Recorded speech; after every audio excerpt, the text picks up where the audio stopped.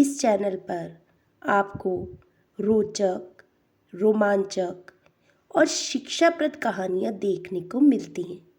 यदि आप मेरे चैनल पर पहली बार आए हैं तो चैनल को सब्सक्राइब कर लीजिए और कहानी अच्छी लगे तो like, share, comment and forward करना बिल्कुल ना भूलिएगा। दोस्तों, आज की कहानी बहुत ही रोचक है। कृपया इसमें अंत तक बने रहिएगा। चलिए चलते हैं आज की कहानी की ओर। पश्चिम भारत के छोटे से राज्य में धर्मराज नाम का एक बुद्धिमान और न्यायप्रिय राजा राज्य किया करता था। उसकी प्रजा के मन में उसके लिए बहुत ही श्रद्धा और आदर था। राजा धर्मराज बहुत लंबा, ऊंचा और घने बाल वाला था, जिन्हें उनका खास नाई भोलू ही काटता था। भोलू ये काम कई वर्षों से कर रहा था और अपने शाही हजाम होने का उसे बहुत ही गर्व था। परंतु भोलू को एक बात का बहुत ही ध्यान रखना पड़ता था। जब भी वह राजा के बाल काटने जाता, उसे याद रखना पड़ता था कि वे राजा के साथ बिल्कुल अकेला हो। उस समय किसी का शाही कमरे में आना सख्त मना था। बात दरअसल ये थी कि भोलू राजा के बारे में एक राज जानता था।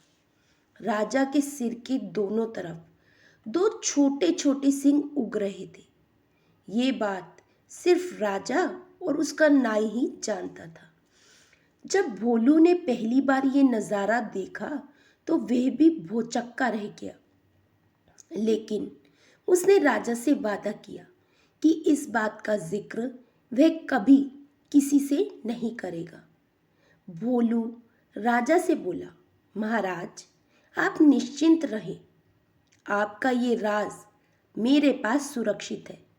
किसी और को इस बात की कानो कान खबर भी नहीं हो पाएगी। ऐसा सुनकर राजा धर्मराज ने राहत महसूस की।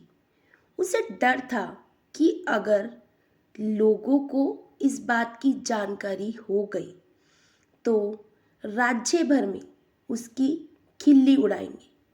हो सकता है कि लोग उसका आदर करना भी बंद कर दें या फिर नए राजा की ही मांग करने लगे। इसीलिए भोलू के बाद वादे के बावजूद राजा ने उसे सख्त हिदायत देते हुए कहा, भोलू, अगर तुमने अपना मुंह खोला तो जान लो, सजा तो मिलेगी ही, देश निकाला भी मिलेगा। भोलू हजाम की डर के मारे घिरगी बंध गई। उसके कानों को हाथ लगाया और अपना मुंह बंद रखने की कसम खाई। कई वर्ष व्यतीत हो गए। भोलू को अपना वादा याद रहा। उसकी स्वामी भक्ति से प्रसन्न राजा यदा कदा उससे अच्छे अच्छे उपहार भी देता रहता था। परंतु समय बीतने के साथ साथ भोलू के सब्र का बांध भी टूटने लगा। उसके पेट में वह राज अब पचता नहीं था और वे चाहता था कि कोई तो ऐसा हो जिसे वे राजा के सींग वाली बात बता सके। लेकिन राजा की चेतावनी उसे चुप रहने पर मजबूर कर देती थी। एक दिन भोलू राजा के बाल काटकर महल से लौट रहा था और रास्ते भर उनके सींग के बारे में सोचता रहा। भोलू का घर एक छोटे से जंगल के उस पार था। जब भोलू नाई अपने घर पहुंचा तो उसके पेट में बहुत तेज दर्द होने लगा। असल बात यह थी कि भोलू नाई राजा के बारे में जो रहस्य जानता था वह उसे अपने भीतर नहीं रख पा रहा था। जब उसकी पत्नी ने अपने पति की तबीयत खराब होते देखी तो उससे पूछने लगी, क्यों जी, क्या बात है, आज आप कुछ ठीक नहीं लग रहे हो। भोलू कहने लगा, भाग्यवान, पिछले कुछ दिनों से मेरे पेट में दर्द रहने लगा है।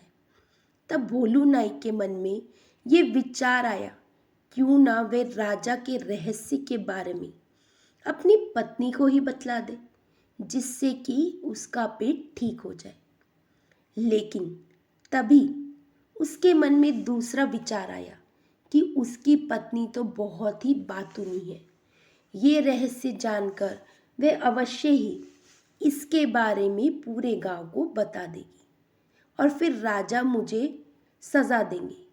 यही सोचकर वह बात बदलते हुए कहने लगा, भाग्यवान, मुझे लगता है कि मुझे एक बार वैद्य जी के पास जाकर मिल लेना चाहिए। और उसके बाद भोलू नाई वैद्य जी के घर जा पहुंचा। उसने वैद्य जी को प्रणाम करते हुए कहा, वैद्य जी महाराज, मेरे पेट में पिछले कुछ दिनों से बहुत दर्द हो रहा है। वैद्य ने भोलू नाई की नाड़ी देखी, उसकी सारी जांच की और फिर कहने लगा, अरे भाई भोलू, मेरे हिसाब से तो तुम्हारा शरीर बिल्कुल स्वस्थ है। तुम्हें किसी भी तरह का कोई रोग नहीं है। लगता है तुम्हें कोई ऐसा रहस्य मालूम हो गया है जिसे तुम दूसरों को बताना चाहते हो, लेकिन बता नहीं पा रहे हो, इसीलिए तुम्हारे पेट में दर्द हो रहा है। भोलू नाई कहने लगा, जी आपने बिल्कुल ठीक कहा। मैं राजा के बारे में एक रहस्य की बात जानता हूँ। वे रहस्य की बात मैं किसी को बताना चाहता हूँ, परंतु मुझे भय है कि अगर राजा को इस बारे में पता चला तो वे मुझे मृत्युदंड दे देंगे। क्यों ना मैं वह बात आपको बता दूं। मुझे पक्का विश्वास है कि आप ये बात आगे किसी से नहीं कहेंगे। वैद्य पहले तो घबरा गया और फिर भोलू नाई को डांटते हुए कहने लगा, अरे नहीं भाई नहीं, मुझे ऐसा कोई रहस्य नहीं जानना जिससे मेरी जान खतरे में पड़ जाए। लेकिन हाँ, जब तुम ये बात किसी और को नहीं बतलाओगे तब तक ये तुम्हारी बीमारी ठीक नहीं होगी। बेचारा भोलू नाई निराश होकर वहां से अपने घर की तरफ लौटने लगा। रात में ऊंचे ऊंचे पेड़ों और लटकती बेलों के बीच में धीरे से चलता हुआ भोलू नाई जब थक गया तब सुस्ताने के लिए एक घने पेड़ के नीचे बैठ गया। भोलू को रह रहकर वह सींग याद आ रहे थे। फिर एकाएक वह उठकर खड़ा हो गया। भोलू बोला, वाह, जवाब नहीं मेरे दिमाग का, और उस पेड़ को देखने लगा जिसके तले में वह बैठा था। भाई, इस पेड़ को तो बता सकता हूं ना, राजा के उन अजीब सींग के बारे में। अब ये रहस्य मेरे पेट में नहीं पचता है। पेड़ तो बोल नहीं सकता और इस तरीके से किसी और को ये बात पता चलने का भी डर नहीं है। पेड़ के पास ये भेद हमेशा भेद ही रहेगा और मैं भी इस बोझ से मुक्त हो जाऊंगा। भोलू ने ऐसा निश्चय किया और जोर से बोला, हे पेड़, आज मैं तुम्हें एक भेद बताने वाला हूँ। हमारे राजा धर्मराज के सिर पर 2 सींग है। हाँ हाँ हाँ, उनके 2 सींग है। इतना कहकर हजाम बेतहाशा हंसने लगा और हंसता ही गया। वह भयंकर भेद आखिर खुल ही गया। भोलू खुश था। उसका भारी पेट अब हल्का जो हो गया था। उसके बाद वह आराम से घर पहुंच गया। अगले दिन एक लकड़हारा उसी जंगल में गया और उसी पेड़ के पास जाकर रुक गया। इस पेड़ की लकड़ी तो बहुत शानदार है। वह सोचने लगा, इस लकड़ी का ढोल तो बहुत ही अच्छा बनेगा। फिर क्या था, लकड़हारे ने कुल्हाड़ी उठाई और प्रहार करके पेड़ नीचे गिरा दिया। लकड़हारे ने वह लकड़ी एक ढोल बनाने वालों के हाथ बेच दी और उसने एक ही बहुत सुंदर ढोल तैयार करवा दिया। ढोल वाला खुश होकर बोला, यह मेरे जीवन का सबसे अच्छा ढोल है। कल बाजार जाकर इसे अच्छे दामों पर बेच दूंगा। अगले दिन ढोल वाला बाजार गया और एक कोने में खड़े होकर ढोल बजाने लगा। ढोल से बड़ा सुरीला स्वर निकला। ढोल वाला उसकी आवाज सुनकर झूम उठा। वह चिल्लाकर बोला, बाबू, ये ढोल खरीदो। कोई है जो इस शानदार ढोल को खरीदेगा? धीरे धीरे उसके इर्द गिर्द भीड़ जमा हो गई। लोग खामोश होकर ढोल के मजेदार आवाज सुनने लगे। भाई वाह, क्या कहना इस ढोल का। एक बूढ़े आदमी ने तारीफ की। तारीफ सुनकर ढोल वाला और भी जोर से ढोल पीटने लगा। तभी उस ढोल में से एक अजीब सी आवाज आई। लोगों के कान खड़े हो गए। उनका दिल धक से जम गया। ढम ढम ढम ढोल बजा, ढम ढम ढम ढोल बजा। आज मैं तुम्हें एक भेद बताने वाला हूँ। हमारे राजा धर्मराज के सिर पर 2 सींग है। हाँ हाँ हाँ, उनके 2 सींग है। लोग वहां जड़ बनकर खड़े हो गए। उन्हें अपने कानों पर विश्वास ही नहीं हो रहा था। ढोल वाला फिर से ढोल बजाने लगा और फिर वही आवाज निकली। ढोल वाला बहुत ही हैरान हुआ और शर्मिंदा भी हुआ। आखिर एक ढोल ये सब कैसे बोलने लगा? देखते ही देखते लोगों का तांता लग गया। और फिर कितना मजाक और कितने ताने। उफ, हमारे राजा के 2 सींग, हमारे राजा के 2 सींग। लोग तो जैसे गाना गाने लगे। जब राजा धर्मराज को ये बात पता चली तो वह भी बहुत दुखी हुए और नाराज भी। गुस्से से उनका चेहरा तमतमा उठा। गरजते हुए बोले, उस ढोल वाले को पकड़कर यहाँ ले आओ। राजा के सैनिकों ने शीघ्र ही उसे पकड़ा और राजा के सामने प्रस्तुत किया। ढोल वाला डर के मारे कांप रहा था। राजा फुफकारते हुए बोला, बदमाश, तेरी इतनी हिम्मत कि तू मेरी खिल्ली उड़ाए। भयभीत ढोल वाले ने राजा के पैर पकड़ लिए और गिड़गिड़ाते हुए कहने लगा, महाराज, मैंने तो एक लक्कड़हारे से कुछ लकड़ी खरीदी थी और उसी से ये ढोल बनाया है। मैं तो बिल्कुल नहीं जानता कि ये ढोल ऐसी बेहुदा बातें कैसे बोल रहा है। मुझे क्षमा कर दीजिए महाराज। राजा ने लक्कड़हारे को बुलवाया और कहने लगे, जो लकड़ी तुमने ढोल वाले को बेची वह तुम्हें कहाँ से मिली? लक्कड़हारे की हालत ऐसी कि काटो तो खून नहीं। वह डरते हुए बोला, महाराज, ये लकड़ी मुझे एक पेड़ से मिली है। राजा धर्मराज ने उससे पूछा, तुम्हारी लकड़ी से बना ढोल बोलता कैसे है? दुविधा में फंसा लक्कड़हारा बोला, मैं तो खुद हैरान हूँ महाराज। मैं कई वर्षों से लकड़ी काटता और बेचता आ रहा हूँ, परंतु ऐसा चंबा पहले ना कभी देखा ना ही सुना। अब राजा परेशान हो उठा। आखिर लकड़ी कैसे बोलने लगी? राजा और उसके दरबारी निरुक्त थे, परंतु राजा धर्मराज ने भी ठान लिया था कि इस घर के भेदी का पता लगाकर ही छोड़ेगा। राजा सोचने लगा, उसके अलावा सिर्फ एक ही व्यक्ति ये भेद जानता था और वह है भोलू नाई। परंतु भोलू तो इतना निष्ठावान है, इतने सालों के बाद भी उसने अपने मुंह का ताला लगा रखा है। फिर राजा सोचने लगा, नहीं नहीं, भोलू ऐसा नहीं कर सकता। फिर भी राजा ने अपने सैनिकों से बोला कि भोलू को जल्दी से हमारे सामने पेश किया जाए। राजा के सैनिक भोलू नाई के घर गए और उसे बुलाकर दरबार में ले आए। भोलू नाई राजा के सामने पेश हो गया। राजा उससे कहने लगे, भोलू, एक तुम ही हो जिसे मेरे भेद का पता था। तुमने उस भेद को किसे बतलाया? बिल्कुल सही सही उगल दो, वरना सजा पाओगे। डर से भोलू हकलाने लगा, महाराज, आप तो जानते ही हैं, मैंने कितने वर्षों से अपना मुंह बंद कर रखा है, परंतु मेरे लिए ये बात छुपानी मुश्किल हो रही थी। मैं चाहता था कि कोई तो हो जिसे मैं ये राज बता सकूं।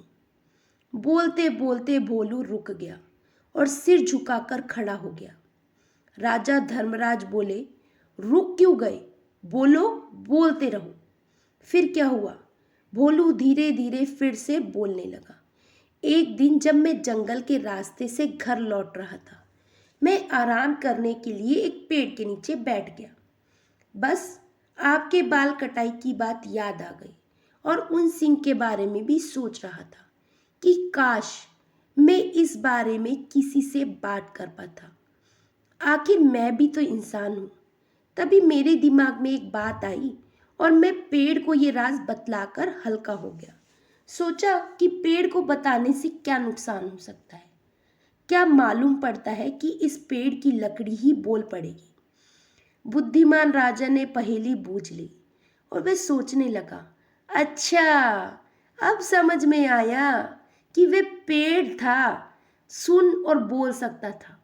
इसीलिए उसकी लकड़ी से बने ढोल को जैसे ही पीटा गया वह बोलने लगा, और जो कुछ भोलू ने मेरे बारे में उसे बताया था वही शब्द वह दोहराने लगा। जादुई ढोल की उलझन सुलझाने के बाद राजा ने भोलू नाई की तरफ देखा। भोलू नाई शर्म से सिर झुकाए खड़ा था। लक्कड़हारा और ढोल वाला भी हाथ बांधे सजा का आदेश सुनने के लिए खड़े थे। राजा धर्मराज बुद्धिमान ही नहीं बल्कि दयालु भी थे। उसने तीनों को क्षमा कर दिया, क्योंकि वे जानता था कि ढोल के जादुई होने में उनका कोई दोष नहीं था। राजा उन तीनों से बोला, मैं तुम सबको माफ करता हूँ, तुम तीनों लोग जा सकते हो। तीनों को अपने को क्षमादान मिलने पर विश्वास नहीं हुआ। राजा को नमन करते हुए वे कहने लगे, राजन, आप महान हैं। आपकी इस कृपया के लिए शत शत नमन और धन्यवाद। तो दोस्तों, आपको ये कहानी कैसी लगी कमेंट बॉक्स में कमेंट करके ज़रूर बताइएगा, और इसी तरह की मज़ेदार कहानियाँ देखने के लिए मेरे चैनल पर बने रहिएगा। चलिए चलते हैं एक और कहानी की तरफ। भैरवा गांव का पूरण अपनी सारंगी बजाने की दक्षता में अद्वितीय था। उसकी सारंगी की धुन सुनकर श्रोता मानो किसी गॉड मंत्र के प्रभाव में बंध जाते थे।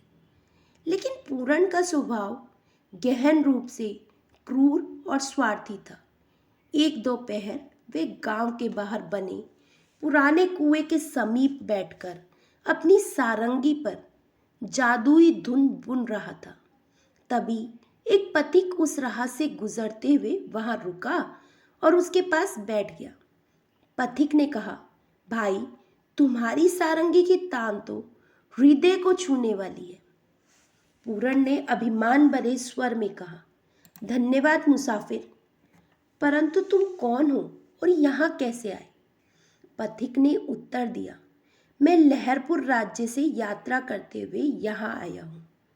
तब पूरण ने कहा, अच्छा, तो फिर लहरपुर के कोई समाचार तो सुनाओ। पूरण ने उत्सुकता से कहा।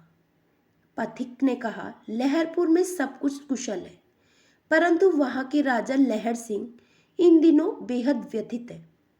पूरण ने आश्चर्य से पूछा, पथिक, ऐसा क्यों? पथिक ने कहा, राजा लहर सिंह को लंबे समय से नींद नहीं आ रही है। उन्होंने हर संभव उपाय करके देख लिया, किंतु उनकी आंखों से नींद कोसों दूर रहती है। पथिक की ये बात सुनकर पूरण गहन विचारों में डूब गया। उसे पता ही नहीं चला कि पथिक कब वहां से उठकर अपनी राह पर चल दिया।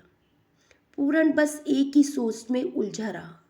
लेकिन कहते हैं कि उसकी सारंगी में अद्भुत जादू है, तो वह सोचने लगा, क्यों न लहरपुर जाकर अपनी किस्मत आजमाई जाए। क्या पता उसकी सारंगी की तान सुनकर राजा लहर सिंह को नींद आ जाए।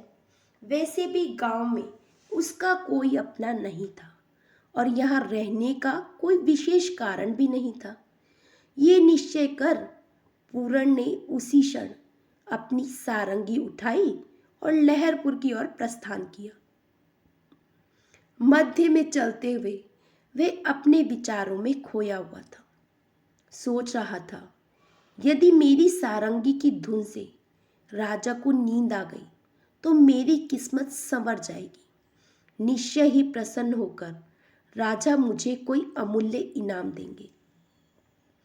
दूसरी ओर राजा लहर सिंह अपनी अनिद्रा की वजह से परेशान थे। उन्होंने कई उपाय कर लिए थे, परंतु हर प्रयास व्यर्थ सिद्ध हो रहा था। उनका मन अब निराशा के गहरे सागर में डूब चुका था। मंत्री ने राजा को एक सलाह दी, महाराज, मेरी मानिए तो रोज शाम के समय अपने सिर पर तेल मालिश करवाइए, इससे शायद आपको नींद आ जाए। राजा ने ये उपाय भी आजमाया। तेल मालिश से उसे थोड़ा सुकून तो मिला, परंतु नींद अब भी उससे कोसों दूर थी। फिर भी राजा ने एक नौकर को नियमित रूप से तेल मालिश करने के लिए नियुक्त कर लिया। उधर जब पूरण राजा के महल के बाहर पहुंचा तो पहरेदार ने उसे रोका। पूरण ने कहा, पहरेदार, जाकर राजा से कहो कि पूरण नाम का एक सारंगीवाद उनसे अभी और इसी समय मिलना चाहता है। पहरेदार ने जवाब दिया, भाई, अब तो शाम हो चुकी है, ये कोई समय है राजा से मिलने का? तुम कल दरबार में आ जाना। ये सुनते ही पूरण का गुस्सा 7वें आसमान पर पहुंच गया। उसने तमतमाते हुए कहा, मूर्ख, जानते हो मैं कौन हूं? मैं राजा लहर सिंह की ना सोने वाली आंखों में भी नींद ला सकता हूं। पहरेदार ने चौंकते हुए बोला, तब तो तुम बड़े ही काम के आदमी हो। यहीं रुको, मैं तुरंत महाराज को आपके बारे में सूचना देता हूँ। पहरेदार तुरंत राजा लहर सिंह के पास जाकर बोला, महाराज, महल के द्वार पर एक ग्रामीण युवक खड़ा है। वह खुद को सारंगी वादक बताता है और कहता है कि वह आपको सुला सकता है। ये सुनकर राजा के चेहरे पर थोड़ी सी खुशी की झलक छा गई। राजा ने कहा, अच्छा, तो जल्दी से उसे हमारे पास लाओ। कुछ ही देर में पूरण सिंह राजा के सामने प्रस्तुत हुआ। राजा ने उससे पूछा, क्या ये सच है कि तुम हमें सुला सकते हो? पूरण ने कहा, जी महाराज, मैं कोशिश तो कर सकता हूँ। ये कहकर पूरण ने सारंगी बजाना शुरू कर दिया। सारंगी की मधुर धुन कुछ ही पलों में महल का माहौल बदल गया। राजा लहर सिंह को ऐसा महसूस हुआ जैसे एक लंबी अनिद्रा के बाद पहली बार सुकून का अनुभव हो रहा हो। धीरे धीरे वे मधोशी में डूबने लगा और कुछ ही पलों में गहरी नींद के आगोश में चला गया। राजा को गहरी नींद में सोता देख पूरण ने सारंगी बजाना बंद कर दिया। वे मन ही मन सोचने लगा, ये तो चमत्कार हो गया। मेरी सारंगी की तान ने राजा को सुला दिया। अब मेरा भाग्य खुलना तय है। सुबह जब राजा लहर सिंह जागे तो उनका चेहरा प्रसन्नता से दमक रहा था। उन्होंने देखा कि पूरण अब भी वहीं खड़ा था। राजा ने हैरानी से पूछा, अरे, क्या तुम सारी रात यहीं खड़े रहे? पूरण ने सिर झुकाते हुए कहा, जी महाराज, आपको गहरी नींद में देखने के बाद मैंने यहाँ खड़े रहकर रात बिताई। मुझे लगा जब तक आप मुझे जाने का आदेश ना दें तब तक मेरा यहाँ से हटना उचित नहीं है। राजा लहर सिंह पूरण की निष्ठा और कला से अत्यंत प्रभावित हुए। राजा लहर सिंह ने मुस्कुराते हुए कहा, तुम तो बड़े ही आज्ञाकारी हो। लेकिन मन ही मन वे सोच रहे थे, तुझे क्या बताऊं कि मैं तेरी ये चापलूसी किस कारण से सहन कर रहा हूं। जानता हूं तेरी इस सेवा से खुश होकर तुझे एक बड़ा इनाम दूंगा। फिर उन्होंने पूरण से पूछा, युवक, तुम्हारा नाम क्या है? पूरण ने उत्तर दिया, जी महाराज, मेरा नाम पूरण है। राजा बोले, पूरण, कल रात तुम्हारी सारंगी की मधुर सुनकर हमें वर्षों के बाद बड़ी ही मीठी नींद आई। न जाने कब से हमारी आंखें इस सुख के लिए तरस रही थी। अब से तुम रोज रात को हमारी सेवा में इसी तरह सारंगी बजाकर हमें सुलाया करो। इसके बदले में हम तुम्हें उचित पुरस्कार भी देते रहेंगे। पूरण ने तुरंत सहमति जता दी। जो आज्ञा महाराज। राजा ने आगे कहा, आज से तुम हमारे राज के मेहमान हो।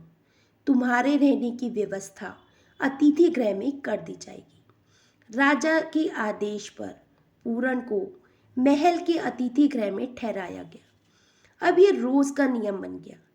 जब थका हारा राजा दरबार से लौटता तो पूरन को बुलाकर कहता, पूरन, सारंगी पर ऐसी मनमोहक धुन छेड़ो कि मैं उसकी लहर में खोकर गहरी नींद में चला जाऊं। पूरन तुरंत अपनी सारंगी लेकर मधुर धुन बजाने लगता। कुछ ही क्षणों में राजा लहर सिंह गहरी नींद में डूब जाते। इसके बाद पूरन अपने कक्ष में लौट जाता। राजा का ये नियमित नियम हो गया। शाम को पहले वे अपने सिर पर तेल मालिश करवाते थे, फिर पूरन की सारंगी की धुन सुनते सुनते सो जाते थे। धीरे धीरे इस क्रम में 1 महीना बीत गया। पूरन अब सोचने लगा, मुझे लहर सिंह के लिए सारंगी बजाते हुए पूरा 1 महीना हो गया है। उसकी आंखों में नींद भी लौट आई है, परंतु अब तक उन्होंने मुझे कोई पुरस्कार क्यों नहीं दिया? क्या मैं यूं ही मुफ्त में उनकी सेवा करता रहूंगा? एक रात राजा लहर सिंह ने पूरन को बुलाकर कहा, पूरन, तुम्हारी सारंगी की मधुर धुन ने मेरी आंखों की खोई हुई नींद को वापस लौटा दिया है, लेकिन आज रात मैं देखना चाहता हूं कि ये नींद मेरी आंखों में वापस लौट आई है या सिर्फ तुम्हारी सारंगी की धुन का प्रभाव है। इसीलिए आज तुम सारंगी मत बजाना। पूरन ने सिर झुकाते हुए कहा, जैसी आपकी आज्ञा महाराज। आज मैं सारंगी नहीं बजाऊंगा। उस रात पूरन की सारंगी की धुन सुने बिना ही राजा सोने का प्रयत्न करने लगे। आश्चर्यजनक रूप से वे शीघ्र ही गहरी नींद में चले गए। सुबह होते ही उन्होंने पूरन को अपने कक्ष में बुलाया और प्रसन्नता भरे स्वर में कहा, पूरन, तुम्हारी सारंगी के प्रभाव ने मेरी आंखों में वे नींद वापस ला दी है जो मुझसे रूठ गई थी। अब मुझे ये सुकून हमेशा के लिए मिल गया है। हम तुमसे अत्यधिक प्रसन्न हैं। पूरन मन ही मन सोच रहा था, लगता है आज मुझे कोई भारी पुरस्कार मिलने वाला है। तभी राजा लहर सिंह ने उसे एक लिफाफा देते हुए कहा, पूरन, अंत में मैं तुम्हें एक और कार्य सौंपना चाहता हूँ। इस पत्र को लेकर तुम मेरे दूसरे राज्य कैलाशपुरी जाओ। यह पत्र वहां पहुंचकर महामंत्री तरुण सेन को सौंप देना, परंतु ध्यान रखना, रास्ते में ना तो इस पत्र को खोलना और ना ही इसे पढ़ना। इसे केवल महामंत्री तरुण सेन के ही हाथों में देना। पूरन ने सिर झुकाकर कहा, जो आज्ञा महाराज। लेकिन मन ही मन वह उदास हो गया। वह मन में सोचने लगा, मैं तो सोच रहा था कि मेरे काम से खुश होकर राजा मुझे कोई बड़ा इनाम देंगे, लेकिन इसके बदले मुझे एक पत्रवाहक बना दिया। ये तो मेरा सरासर अपमान है। खैर, इस पत्र को महामंत्री के हाथों में देकर मैं फिर कभी इस कंजूस राजा लहर सिंह के पास वापस नहीं आऊंगा। कैलाशपुरी पहुंचने पर पूरन को पूरा 1 दिन लग गया। जब वे वहां पहुंचा तो रात हो चुकी थी। वह तुरंत महामंत्री तरुण सेन के पास गया और बोला, लहरपुर के राजा लहर सिंह ने आपके नाम ये पत्र भेजा है। महामंत्री जी ने वे पत्र ले लिया और खोलकर पढ़ने लगे। पत्र में लिखा था, महामंत्री तरुण सेन जी पूरन को कैलाशपुरी का राजा नियुक्त करें और उन्हें ये राज्य भ्रमण सौंप दें। इसके बाद आप शीघ्र ही लहरपुर लौट आए। ये हमारा आदेश है। पत्र पढ़ने के बाद महामंत्री ने पूरन से पूछा, क्या आप ही पूर्ण हैं? पूरन ने उत्तर दिया, हाँ महामंत्री जी, मुझे लोग पूरन ही कहते हैं। महामंत्री ने हाथ जोड़कर कहा, राजन, आप यहाँ क्यों खड़े हैं? कृपया सिंहासन पर विराजमान हो जाए। पूरन ने हतप्रभ होकर कहा, ये आप क्या कह रहे हैं? मंत्री जी, मैं राजा कैसे हो सकता हूँ? महामंत्री ने मुस्कुराते हुए कहा, राजन, आप ही कैलाशपुरी के नए राजा हैं। महाराज लहर सिंह के पत्र में यही लिखा हुआ है। पूरन ये सुनकर अवाक रह गया। उसका मुंह खुला का खुला रह गया। महामंत्री तरुण सेन ने उसी समय पूरन को कैलाशपुरी का राजा घोषित कर दिया और उसे राज्य का पूरा अधिकार सौंप दिया। इसके बाद महामंत्री राजा को प्रणाम कर लहरपुर वापस लौट आए। धीरे धीरे इस घटना को 6 महीने व्यतीत हो गए। अब पूरन कैलाशपुरी के राजा के रूप में अपना जीवन यापन कर रहा था। उसने ये महसूस किया कि उसकी मेहनत और कला का ये सबसे बड़ा इनाम था। उसे शायद ही वे कभी भूल पाएगा।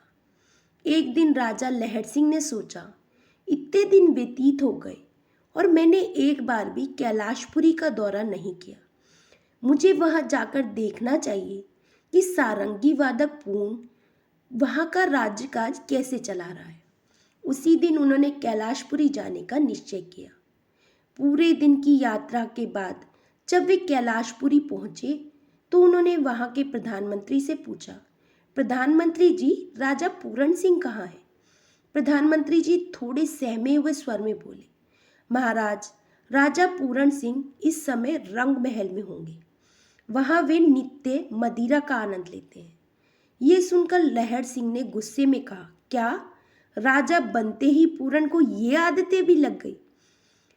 मंत्री जी, ये बताइए कि राजा पूरन सिंह राजकाज किस प्रकार से चला रहे हैं? क्या कैलाशपुरी की प्रजा उनसे संतुष्ट है?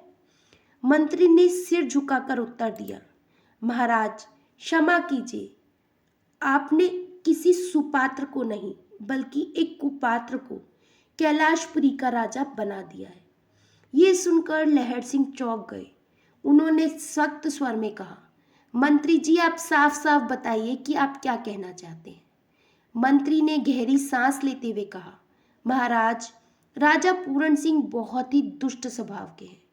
वे हर समय रंगरास में डूबे रहते हैं।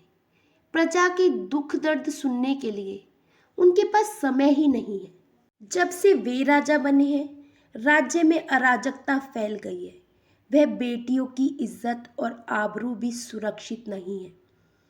यदि पूरन सिंह कुछ और दिन इस राज्य के राजा रहे तो इस राज्य का भगवान ही मालिक है। लहर सिंह ये सुनकर गहरी सोच में पड़ गए और बोले, इसका मतलब है कि पूरन को इस राज्य का राजा बनाकर हमने बड़ी गलती की। मंत्री जी, हमें तुरंत राजा पूरन सिंह के पास ले चले। मंत्री लहर सिंह को रंग महल में ले गए। जैसे ही राजा लहर सिंह वहां पहुंचे तो सभी लोग वहां से भाग खड़े हुए। लहर सिंह ने गुस्से में पूरन से कहा, पूरन, तुम्हें अभी और इसी समय हमारे साथ लहरपुर चलना होगा। पूरन ने घबराकर पूछा, किस लिए महाराज? लहर सिंह बोले, यह तुम्हें लहरपुर पहुंचने पर ही बताया जाएगा। पूरन ने झुके हुए स्वर से कहा, ठीक है महाराज, मैं आपके साथ चलने को तैयार हूँ। इसके बाद लहर सिंह ने प्रधानमंत्री से कहा, मंत्री जी, पूरन सिंह को मैं अपने साथ लहरपुर वापस ले जा रहा हूँ। आज से कैलाशपुरी के राजकाज की पूरी जिम्मेदारी आप पर है। ये हमारा आदेश है। प्रधानमंत्री ने आदेश को सिर झुकाकर स्वीकार किया और राजा लहर सिंह ने पूरन को अपने साथ वापस ले जाने की तैयारी करने लगे। राजा लहर सिंह ने पूरन को अपने पास बुलाकर कहा, तुम्हें कैलाशपुरी का राजा बनाकर हमने बहुत बड़ी गलती की थी। अब हम तुम्हें उस पद से हटा रहे हैं। पूरन ने हैरान होकर पूछा, महाराज, मेरी क्या गलती है जो आप मुझे ये सजा दे रहे हैं? राजा ने गुस्से में कहा, तुम्हारी गलती यही है कि राजा बनते ही तुम रास रंग की महफिलों में डूब गए। तुमने प्रजा का कोई ख्याल नहीं किया। तुम एक योग्य और अच्छे राजा सिद्ध नहीं हो सके, इसीलिए हम तुम्हें राजा के पद से हटाते हैं। तुम्हारा पद छीनकर तुम्हें वापस तुम्हारे पुराने काम में लगा देते हैं। पुराना काम? वह कौन सा काम था? महाराजा पूरन सिंह ने पूछा। राजा ने कहा, तुम राजा बनने से पहले हमें सारंगी बजाकर सुलाते थे, वही तुम्हारा असली काम है। आज से फिर तुम हमें रात को सारंगी बजाकर सुलाया करोगे। पूरन ने गुस्से और अपमान भरे स्वर में कहा, जैसी आपकी आज्ञा महाराज। लेकिन मन ही मन वह तिलमिला रहा था और सोच रहा था, ये तो मेरा सरासर अपमान है। राजा बनाकर मुझे नीचा दिखाना, मैं इसका बदला जरूर लूंगा। राजा लहर सिंह ने पूरन के चेहरे पर आए हुए भावों को देखकर कहा, तुम्हारे दिल में जो विचार उठ रहे हैं मैं उससे भली भांति समझ सकता हूँ। तुमने हमारी नींद को वापस हमारी आंखों में लाकर हम पर बड़ा उपकार किया था और उसी उपकार के बदले हमने तुम्हें कैलाशपुरी का राजा बना दिया था, जिसका तुमने उचित फायदा नहीं उठाया। इसीलिए तुमसे राजा का पद छीनकर सारंगी वादक बना दिया है। हम तुम्हारी जान बख्श रहे हैं, क्योंकि अगर तुम्हारी जगह कोई और होता तो हम उसे प्राण दंड की सजा देते। राजा ने चेतावनी दी, आज से तुम्हें सारंगी वादक बनकर ही महल में रहना होगा। अगर तुमने कभी भी लहरपुर से भागने की कोशिश की तो हमारे सैनिक तुम्हें मौत के घाट उतार देंगे। पूरन ने सिर झुका लिया और कहा, महाराज, आपको मैं छोड़कर कैसे जा सकता हूँ? मैं तो आपका दास हूँ, मरता क्या ना करता। इसके बाद पूरन ने पहले की तरह ही रोज रात को राजा लहर सिंह के शयन कक्ष में जाकर सारंगी बजाना शुरू कर दिया। एक रात सारंगी की मधुर धुन सुनकर राजा गहरी नींद में सो गए। पूरन ने उठकर अपने कक्ष में वापस लौट गया, लेकिन वह भीतर ही भीतर परेशान था। सोचते हुए उसके मन ही मन में एक विचार आया, क्या मेरा जीवन इसी तरह बीतेगा? क्या मैं हमेशा इसी तरह राजा का सेवक बनकर अपना जीवन बिताऊंगा? उस रात पूरन को नींद नहीं आई। वह अपनी परिस्थिति से बेहद दुखी था और अपने अपमान का बदला लेने की योजना बनाने लगा। उसकी सोच अब एक खतरनाक मोड़ पर पहुंच गई थी। उसने राजा लहर सिंह की हत्या करने की योजना बनाई ताकि वे पूरे तरीके से अपनी स्थिति बदल सके और अपनी दुर्दशा से मुक्ति पा सके। पूरन ने अपनी योजना के अनुसार अगले दिन अपनी सारंगी में एक तेज धार वाली तलवार छिपा ली। शाम का समय था और राजा लहर सिंह ने रोज की तरह सिर पर तेल मालिश करवाई। जब वे सोने जा रहे थे, पूरन अपनी सारंगी लेकर कक्ष में आया। उसकी सारंगी में छिपी हुई तलवार को उसने पूरी तरीके से छिपाया हुआ था। राजा की अनुमति प्राप्त करने के बाद पूरन ने सारंगी बजाना शुरू किया और जल्द ही राजा गहरी नींद की आगोश में समा गए। जैसे ही पूरन ने देखा कि राजा गहरी नींद में सोए हैं, उसने अपनी योजना के अनुसार तलवार को निकालने की कोशिश की।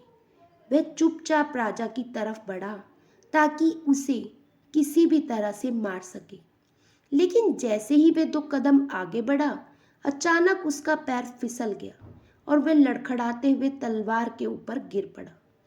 तलवार उसके हाथ से छूटकर फर्श पर गिर पड़ी और पूरन उस पर जा गिरा, जिससे कि तलवार उसकी गर्दन में चुभ गई। पूरन की चीख निकल पड़ी। पूरन की चीख सुनकर राजा की नींद खुल गई। उन्होंने देखा कि पूरन सिंह लहूलुहान होकर फर्श पर पड़ा हुआ था। पूरन सिंह ने तड़पते हुए कहा, महाराज, मैं आपको मारने आया था, परंतु खुद ही मृत्यु के मुंह में चला गया। फिर उसने अपनी आखिरी सांस ली।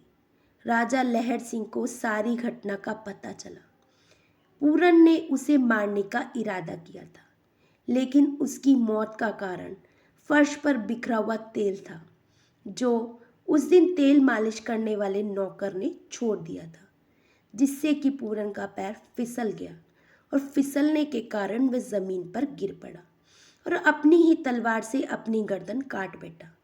राजा ने पूरन का अंतिम संस्कार कर दिया। राजा बड़ा ही दुखी था कि एक अच्छा सारंगी वादक अब उनके साथ नहीं था, लेकिन उन्हें ये संतुष्टि थी कि पूरन का दुष्ट स्वभाव उसे लेकर उसकी मौत का कारण बना। राजा को ये संतुष्टि थी कि जैसी करनी उसका फल वैसा ही होता है। आशा करती हूँ दोस्तों आपको ये कहानी अच्छी लगी होगी। कहानी अच्छी लगी हो तो चैनल को सब्सक्राइब कर लीजिएगा और like, share, comment and forward करना बिल्कुल ना भूलिएगा। फिर मिलेंगे दोस्तों एक नई कहानी और एक नए विचार के साथ। तब तक हंसते रहिए, मुस्कुराते रहिए, स्वास्थ्य का ध्यान रखिएगा और कहानी सुनना ना भूलिएगा। जय श्री कृष्णा।